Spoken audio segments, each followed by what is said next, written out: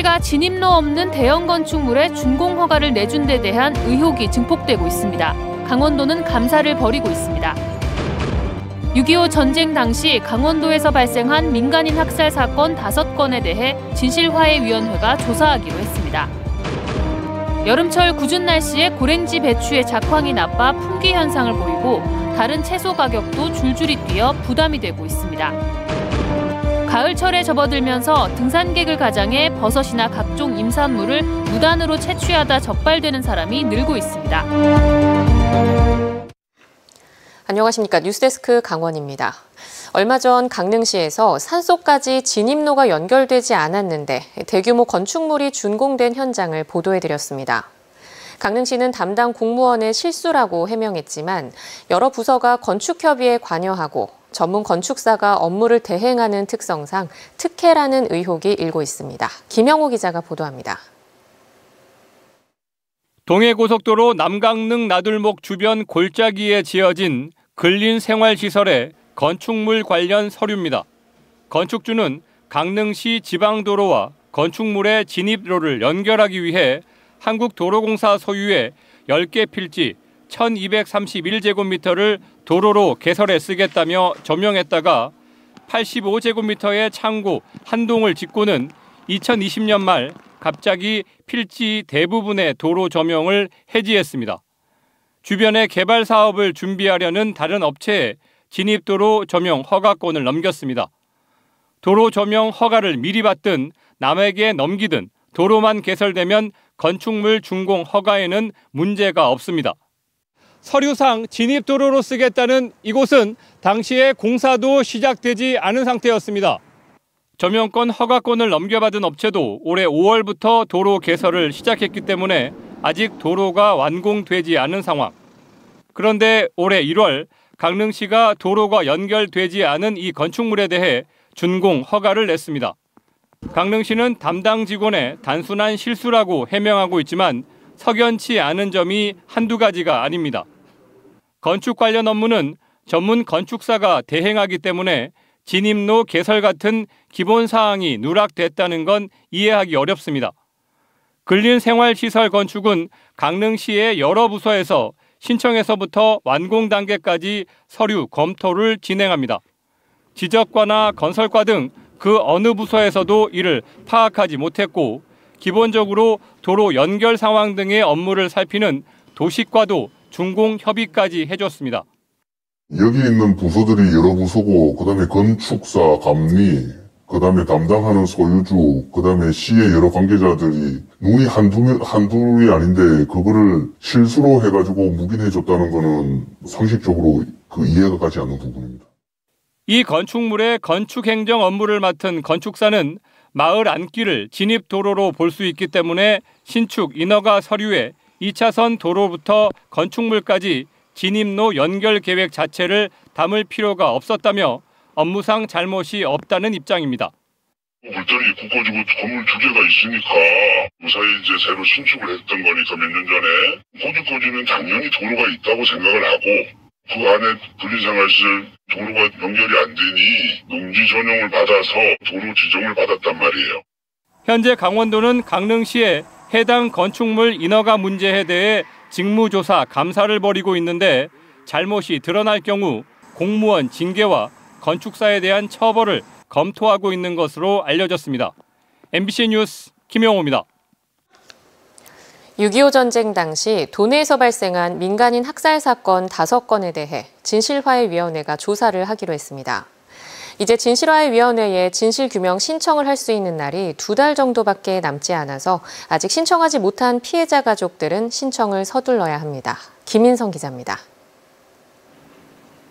진실화해위원회가 6.25 전쟁 당시 국군과 인민군에 의해 저질러진 강원도 내 5건의 민간인 학살 사건에 대해 조사 개시 결정을 내렸습니다.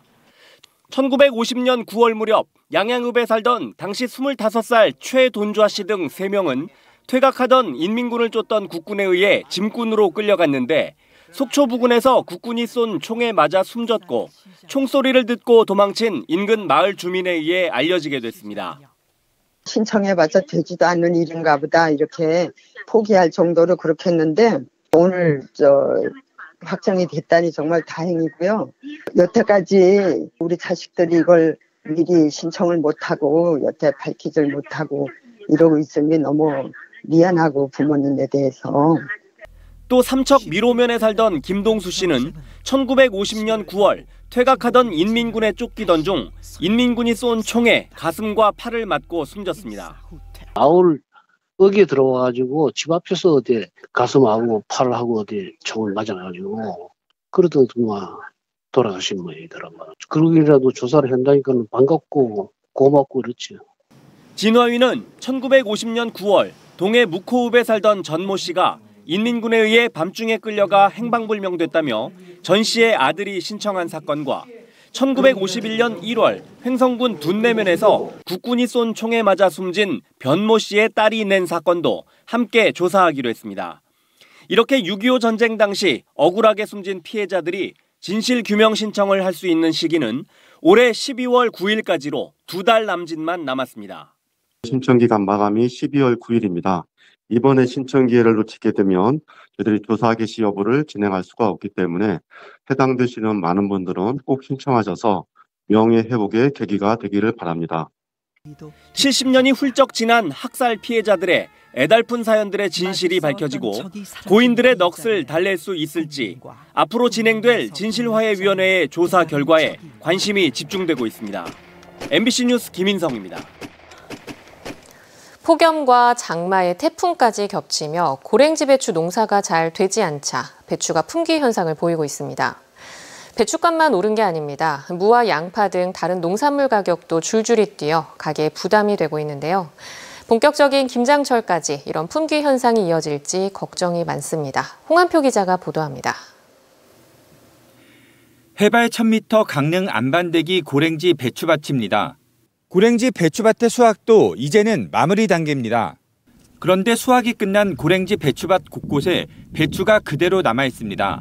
상품 가치가 떨어져 쓸 수 없게 되면서 수확을 아예 포기한 겁니다.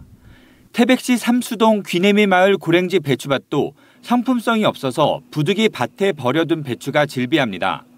추석에 대비해 성한 배추는 일찌감치 수확했고 남아있는 배추는 상품성이 없다 보니 배추가 모자라는 상황이 이어지고 있습니다. 강릉 농수산물 도매시장, 드넓은 경매장이 텅텅 비었습니다.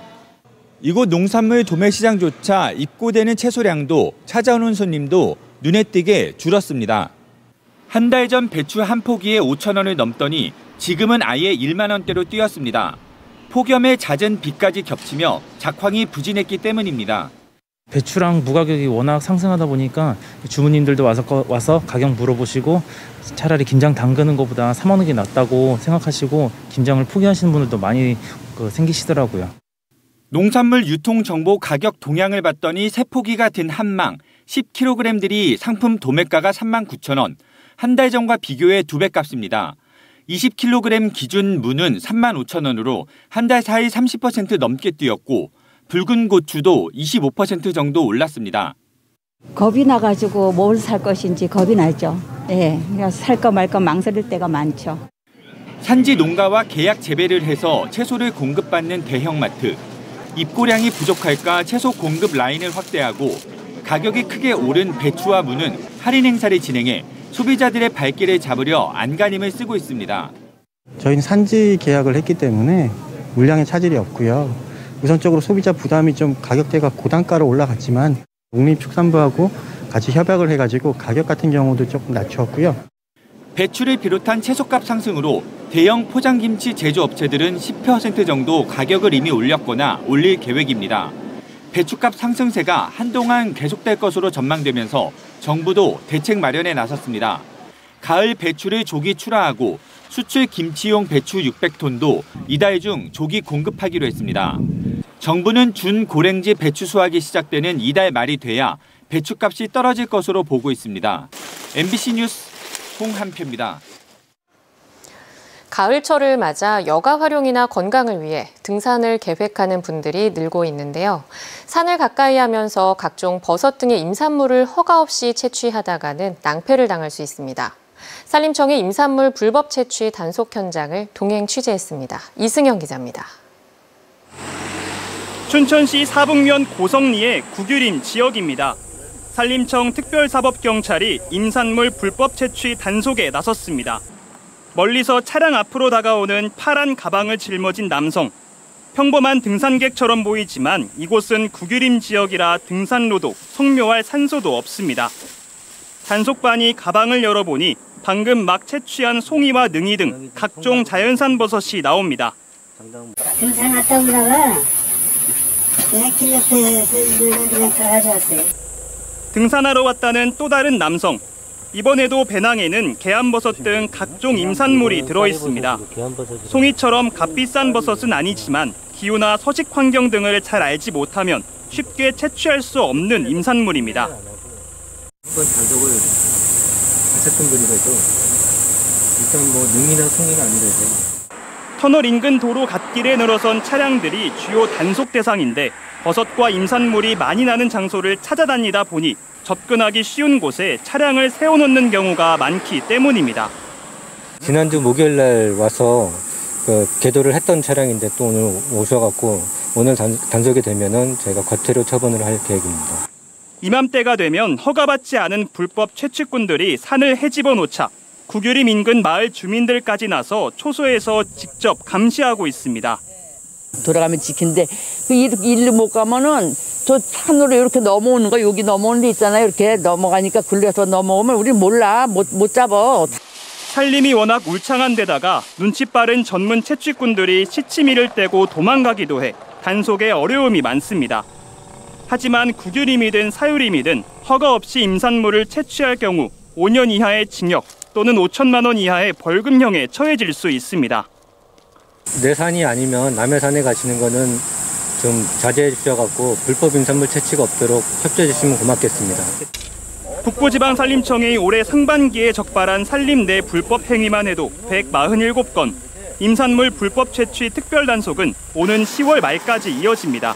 MBC 뉴스 이승현입니다. 강원도에서 만들어진 의료기기의 해외 시장 개척을 위한 전시회 지메스가 3년 만에 대면 방식으로 개막했습니다. 한층 높아진 강원 의료기기의 기술력을 보기 위해 해외에서 많은 바이어들이 전시회장을 찾았습니다. 권기만 기자가 취재했습니다. 고해상도 내시경 카메라를 비롯한 전문 의료기기부터 최근 일반 가정에서도 많이 사용하는 미용, 헬스케어 기기까지 해외 바이어들이 강원도에서 생산된 의료기기들을 꼼꼼히 살펴봅니다.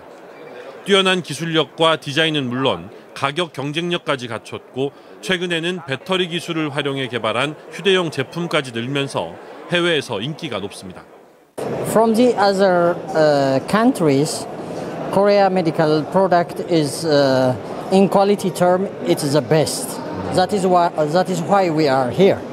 이제는 전 세계 어느 시장에 가더라도 결코 밀리지 않는 제품군이고요. 또 한 가지는 저희 제품들이 대부분 다 유럽 인증이나 미국 FDA 같은 걸 승인했기 때문에 전 세계의 판매 확장성이 많이 있다고 봅니다. 3년 만에 대면 방식으로 진행되는 이번 강원 의료기기 전시회에는 전 세계 31개 나라에서 180여 명의 바이어들이 참가해 수출 상담을 진행합니다.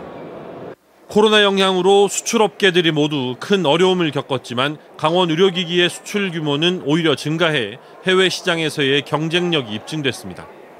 앞으로는 코로나로 달라진 의료 수요에 맞춘 제품 개발에 주력한다는 계획입니다.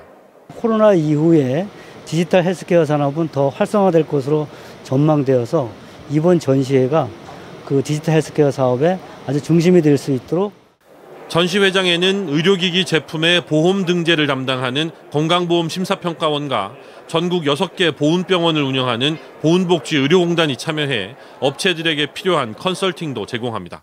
MBC 뉴스 권기만입니다.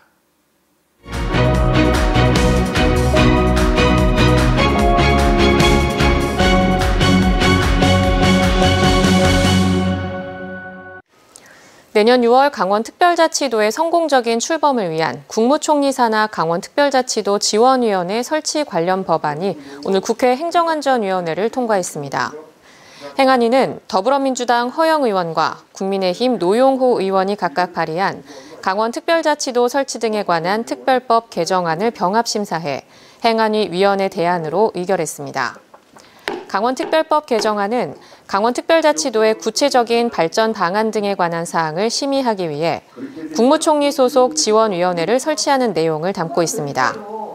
앞서 특별자치 지위를 부여받은 제주와 세종의 특별법에는 지원위원회 설치 규정이 있어 특별자치제도 확립을 위한 다양한 역할을 하고 있지만 강원특별법에는 제정 당시 부처 간 이견으로 해당 규정이 반영되지 못했습니다. 강원도 내 코로나19 확진자가 뚜렷하게 감소세를 보이고 있는 가운데 오늘 오후 6시까지 943명이 발생했습니다. 지역별로 강릉 130명, 동해 52명, 태백 43명, 삼척 41명, 속초 35명, 양양 14명, 정선 12명, 고성 3명 등으로 누적 확진자 수는 72만 명에 육박하고 있습니다. 어제는 강릉 127명, 동해 61명 등 모두 1,017명의 확진자가 나왔습니다.